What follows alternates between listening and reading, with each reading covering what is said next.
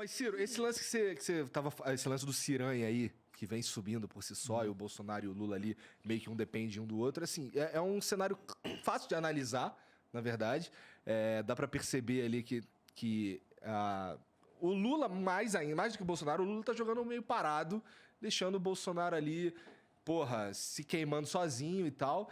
E tu vem mesmo por fora nessa história aí. E tem gente que diz, inclusive, que tu algo, assim, não sei se não seria uma boa ideia se tu desiste das eleições agora, porque aí a gente começa a levar as decisões pro primeiro turno, não é? Veja, a premissa de tudo, Igor, e obrigado mais uma vez por vir aqui, né? Uma coisa que me impressionou da outra vez que eu vim foi um negócio, me segurar aqui, eu nem percebi, Falamos de 5 horas. Foi um tempão. E foi 1 milhão de gente falando, e todo mundo onde eu chegava, eu quero agradecer a você. E daqui saiu o Ciro Games, o Igor, que criou a expressão. Ele criou o nome? Ele que criou o nome. Mas foi sem querer. Sem querer. Mas falou, porque Ciro Games e tal, um trocadilho, um trocadalho, né? Bom, mas aí o que está acontecendo, na verdade, no Brasil? Toda a premissa do raciocínio, dos editoriais, do crê ou morre, do escolhe, tu tá de qual lado e tal, são pesquisas. E pesquisa política é uma coisa que a gente impressionantemente sabe que são um mero retrato do momento, e a vida é filme, com grandes viradas, etc. Eu estava mostrando para o Rolandinho, mas a gente esquece tudo isso. Então é o seguinte, na eleição passada, agora de prefeito, nós fomos dormir sábado à noite em Fortaleza com 20 pontos na frente. 20 pontos. No dia seguinte abriu as urnas e estava 3,5%. Quase que a gente entra pelo cano. O adversário foi muito prejudicado, o nosso candidato foi prejudicado porque ficou de salto alto no debate ali e tal. Enfim, porque as pesquisas elas têm, de um lado, um problema de não entenderem que a população em relação à política está mudando profundamente. Obrigado. Profundamente. Então você tem hoje assim, metade do povo decide na última semana. Decide mesmo na última semana. E o que a pesquisa revela então? Revela uma tendência. E qual é a tendência no Brasil hoje? A tendência no Brasil hoje são 2 presidentes.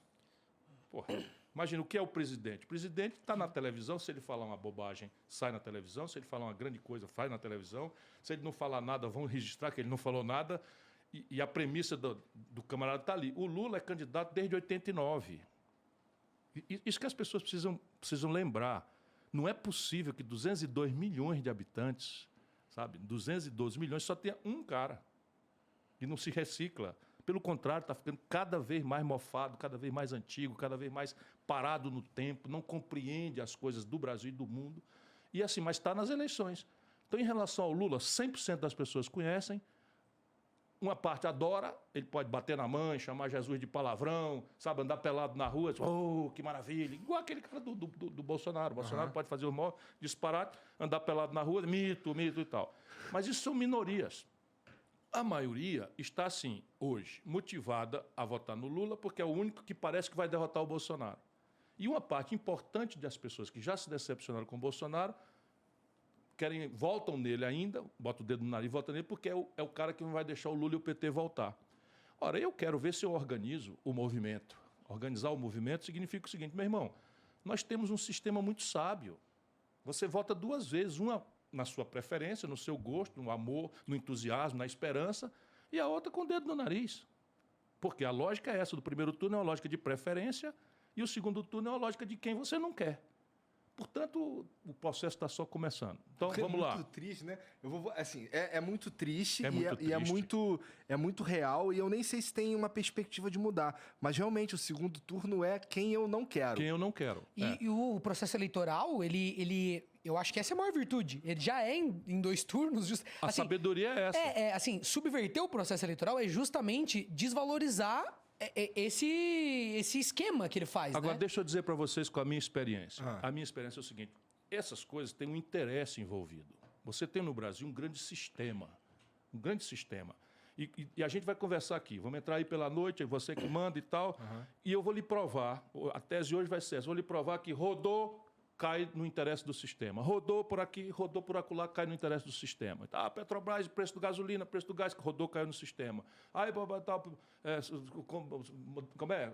Teto de gasto, cai no sistema. Juro alto, inadimplência, todo mundo quebrado, não sei o que e tal, cai no sistema. E o sistema político rendeu-se, se vendeu a isso. Os dois lados. Porque, repare, vamos fazer uma pergunta para a inteligência do espectador do Flow.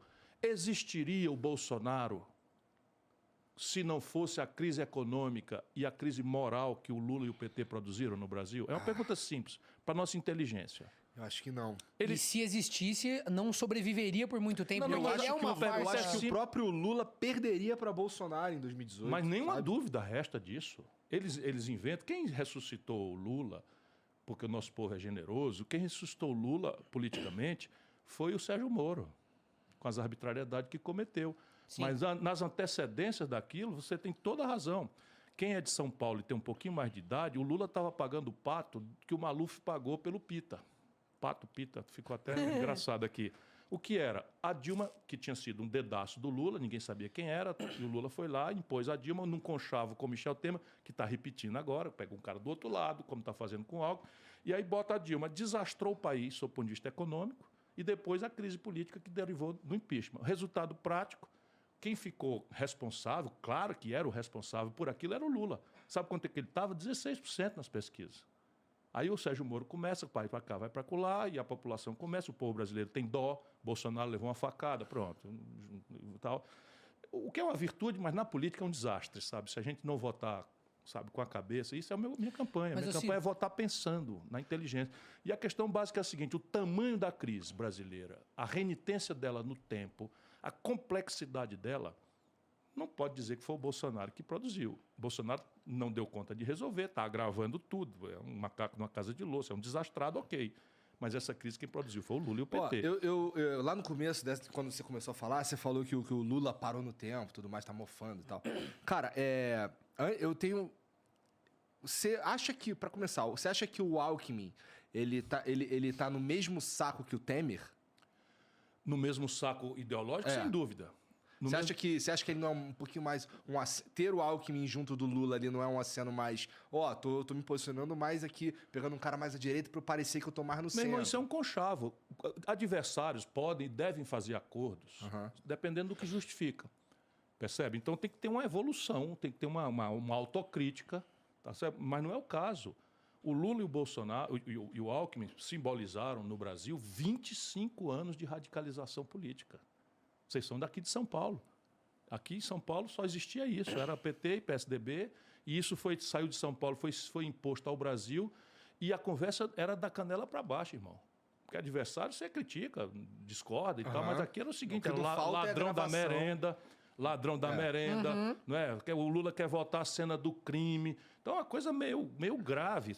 É evidente que você... Não, agora qual era a justificativa dele? Não, nós precisamos proteger a democracia. Espera aí um pouquinho, cara pálida. Então eu, que não estou na proteção da democracia, Ciro Gomes, aqui, eu, Ciro Gomes, não estou na proteção da democracia. Essa é a tese mais absurda de todas. Tenha santa paciência. Então, a Simone Tebet não está no campo da democracia. Então, já está definido o nosso destino. Vai ter que ser entre dois candidatos e ponto final. Eles já decidiram entre eles. E que papo é esse? Democracia é opção, é debate. Aí debate. Por que debate? É para a gente exibir inteligência? Não. É porque tudo que está errado, Igor, tudo que está errado no Brasil, não está errado porque tinha um manual de fazer certo. E os caras em Brasília são safados, são maus, que vão lá e fazem tudo errado de propósito. Ah, se fosse. Aí era mais fácil. Era mais fácil. Não é, não. É porque o que está errado beneficia uma minoria ultrapoderosa. E que não quer que mude nada, porque, sabe, é o mesmo sistema. A petezada enlouquece. Falsa equivalência. Não, peraí, o Lula e o Bolsonaro são pessoas muito diferentes. Eu não tenho nenhuma dificuldade de reconhecer isso. Mas o que estou falando aqui é do sistema de economia, a economia brasileira. Como é que se organiza o sistema econômico? É rigorosamente o mesmo modelo. Tu acha que tanto faz para essa Estou te dizendo, aí? Câmbio flutuante, superávit primário, meta de inflação, tudo rigorosamente igual, desde o Fernando Henrique até aqui. E falando desse serviço, a gente está falando de pesquisa, eu fico pensando muito sobre isso. Eu não sou estatístico, sou interessado, né? E acho que quando a pesquisa é feita assim, uma atrás da outra, ela quase que serve para engessar a própria estatística que ela produz, sabe? Porque eu tenho amigos que, presos nos valores da pesquisa semanal, começam a não querer mais pensar a respeito do voto, sabe? Se decide, fala, não, a pesquisa... Porque sai uma pesquisa por dia, então assim... É como se você fosse, né, Rolandinho, para uma corrida de cavalo. Então você vai para o Jockey Club, aí chega lá no Jockey Club, Se tiver maior de 18 anos, né? Diz assim, quem é o cavalo da vez aí? Quem é o cavalo bom da vez? Não, quem está aí, pule de vez, é o cara bota aqui. Pô, peraí, é o destino do país. E o debate, por que o debate é crítico? Porque a gente só vai conseguir mudar as coisas se o povo entrar na jogada. Com certeza. Só vai mudar. Acredite, porque eleição, nós celebramos a eleição com o povo. Então, todos os deputados são eleitos pelo povo. Todos os senadores eleitos pelo povo. Todos os prefeitos, vereador, governador, todo mundo. Porém, a operação do governo não é com o povo. Por quê? Porque o povo volta para casa, esperando pelo que não ficou de vir, já não acredita muito em promessa de político, e tem toda a razão de não acreditar, porque a mentirada, não é? A corrupção, a ladroeira, o privilégio são a regra. Inclusive, não é puxando teu saco, não. Você Você não- está longe de precisar disso. Então, você não vai ver eu puxando Se saco alguém de precisar político. puxar saco aqui, sou eu. Então, mas ó, O candidato precisa, né? a primeira promessa que um político me fez e cumpriu foi do Ciro de voltar aqui. Ah, de voltar? Ah, mas é claro. Nossa, mas então tá muito ruim a coisa. Pois olha, mesmo, né? Porque- eu me gabo de não Nossa. ter uma promessa que eu tenha formalizado na minha longa vida pública que eu não tenha cumprido. Por quê? Porque eu modero a promessa. Eu modero a promessa. E eu quero sempre estabelecer com as pessoas uma meta, um objetivo de que vou tentar, de quanto custa, de quais são os riscos. Sabe que isso é verdade, né? Isso Você vai tava ficando falando. quase chato. Vai ficando quase chato. Então, eu estou fazendo isso porque, de novo, é só para arrematar o raciocínio. Ou a gente ajuda o povo a entender, que eu falei 3 coisas aqui que provavelmente a média da audiência, e não é culpa de ninguém. Não é culpa de ninguém, senão dos grandes mediadores, da grande mídia tradicional e tal, que não explica. Então, o que diabo é câmbio flutuante, meta de inflação, superávit primário? Isso diz da vida e da morte dos desempregados, do cidadão que está agora nesse frio aí, né, morando embaixo do viaduto, da vida e da morte de 77 de cada 100 famílias que estão no limite máximo de endividamento, 65 milhões de pessoas que estão humilhadas com o nome sujo no SPC, é dessa trempe que sai. Percebe? Porque enquanto essa tragédia está aí, 400 mil pontos de comércio fecharam no Brasil do desmantelo do PT para cá. 400 mil comércios. Quase 40 mil indústrias fecharam no Brasil. Agora se fechou a LG aqui em São Paulo, botou 1.000 para fora. A Ford estava aqui em São Paulo há 54 anos. Foi-se embora, fechou na Bahia, fechou em todo canto, porque é o modelo econômico. Enquanto isso, saiu agora o ranking dos 10 bancos mais lucrativos do mundo. Sabe o planeta Terra? Consta que é redondo, é uma esfera. Os 10 bancos... Há controvérsias. Há controvérsias. Sabia que 12% dos brasileiros perguntados dizem que a Terra é plana? Eu acredito. cara. Isso é um negócio de completamente. lascar, né, rapaz? É para ferrar. É para ferrar. Mas deixa eu terminar. Quando acabou de sair o ranking dos 10 bancos mais lucrativos do mundo, 4 são brasileiros. Dos 10. Não tem nenhum chinês, nenhum alemão, nenhum italiano, nenhum inglês, nenhum japonês. 4 dos 10 são brasileiros. Só que no Brasil só tem 5 bancos, cara. Caralho. E sabe quem fez isso? O Lula e o PT. Não dá pra... exatamente. Esse tipo de coisa, por exemplo, muitas coisas aí que aconteceram nos últimos 3 anos, dá pra gente... dá pra pessoas fazerem um malabarismo e tal, colocar na conta da pandemia. Mas esse é o tipo de coisa que não dá. Mas vamos na pandemia. Vamos lá. O Brasil tem 3% da população do mundo. Então, de cada 100 cidadãos do mundo, 3 são brasileiros. 11% das mortes aconteceram no Brasil. Qual é a explicação? Má gestão. Isso aí, Má quanto a gestão, isso, não tem dúvida. sabe? A politicagem, roubalheira na vacina e tal. O Brasil teve Politizar 4 vezes a média de mortes do mundo. 4 vezes a média de morte do mundo. E isso aconteceu por causa do Bolsonaro. De novo, é a política, irmão. Aqui, o modelo econômico, o modelo de governança política chega a ser quase cretino a gente não deixar o povo ver isso. Sabe qual é o partido do Bolsonaro hoje? É o do Valdemar Costa Neto. Sabe quem é o Valdemar Costa Neto? É o cara para quem o Lula deu o DENIT para roubar, foi condenado, preso e condenado no mensalão. Percebe? O cara que estava com o Lula no mensalão, roubando no DENIT, agora é o presidente do partido do Bolsonaro.